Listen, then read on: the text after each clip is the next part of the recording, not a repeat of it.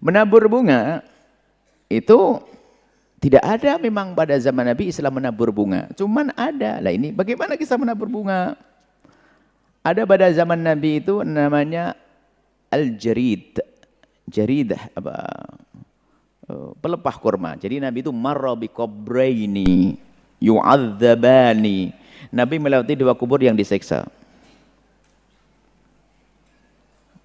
Kemudian Nabi fa akhadha jaridah. Al-jaridah itu apa? Pelepah kurma, fa syaqqaha, kemudian dibagi dua.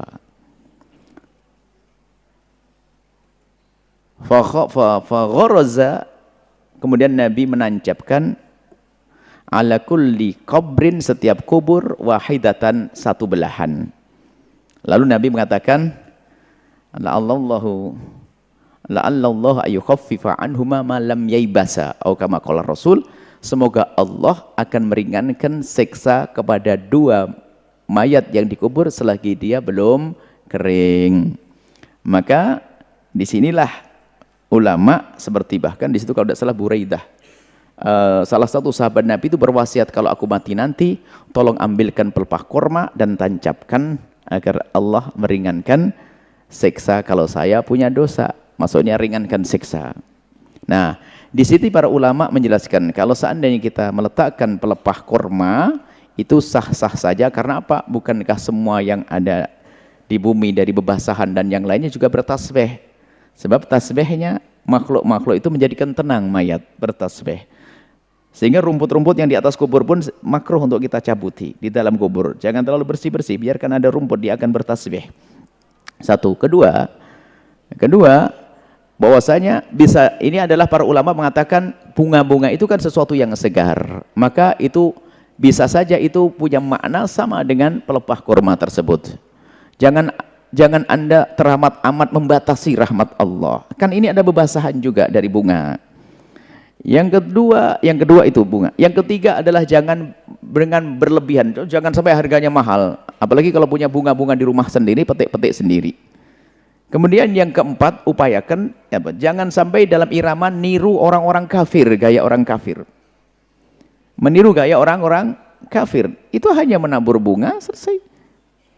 Niatnya adalah semoga ingat semoga selagi ini bunga masih basah, meringankan kalau ada dosa, ringankan daripada siksanya. Jadi hal-hal ini adalah hal yang sangat mungkin untuk difahami dengan baik, asalkan kita tidak memandang dengan hawa nafsu.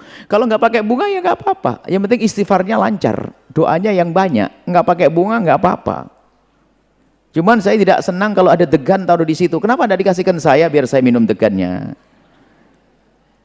Kemudian tikernya dimasukkan ke dalam, kasihkan ke pondok, bisa buat di pas satpam nanti itu. Jangan membawa barang berharga ke dalam kubur. Ada telur lagi di situ, di dadar nanti buat sarapan saya itu. Jadi yang barang-barang berharga bernilai jangan taruh di kubur, taruh degan. Sudah saya mulai tadi kepanasan, nggak ada minum, degannya taruh di situ. Degan buat saya nanti. Tolong yang berharga jangan dibawa-bawa. Jadi tolong ini dipahamkan ke yang lainnya, ya. Diminum saja kan, kalau diminum kan jadi pahala buat dia. Kalau itu kan mubazir nanti, telurnya mubazir, nggak netes di situ, degannya busuk di situ, tikernya akan busuk di dalam kubur. Maka tikernya dinaikkan. Kemarin terakhir kami hadir jenazah kemana? Tikernya bagus, taruh buat pondok, dipakai sama anak pondok, buat duduk-duduk, ya, duduk sambil baca Al-Quran kan pahala daripada ditanam di kubur itu tiker. Nah, tolonglah ya, baik seperti itu. Jadi nggak apa-apa kalau memang bunga itu niatnya seperti itu. Tolong jangan memperbanyak khilaf di antara umat ini. Selagi masih ada celah untuk kita bawa kepada bimbingan Nabi, kepada Rasul, kepada dalil, maka kita bawa ke sana. Ini kan dikiaskan dengan tadi pelepah kurma tadi. Kalau ada orang yang tidak mengadzani, kemudian ada orang tidak mau menabur bunga, ya memang nggak ada masalah. Nggak menabur bunga, tapi dia tiap hari mendoakan, kan bagus ya. Yang repot ini adalah kebiasaan kita, mau ngirim bunga toh nggak pernah pakai doa. Aku titip ya, kirim sekar, nyekar, ngirim, nitipin sama saudaranya, suruh ngirimin toh, tapi nggak pernah doa. Loh ini bagaimana ini? Doa dong. Nyekarnya nggak mau doain, bagaimana doa? Anda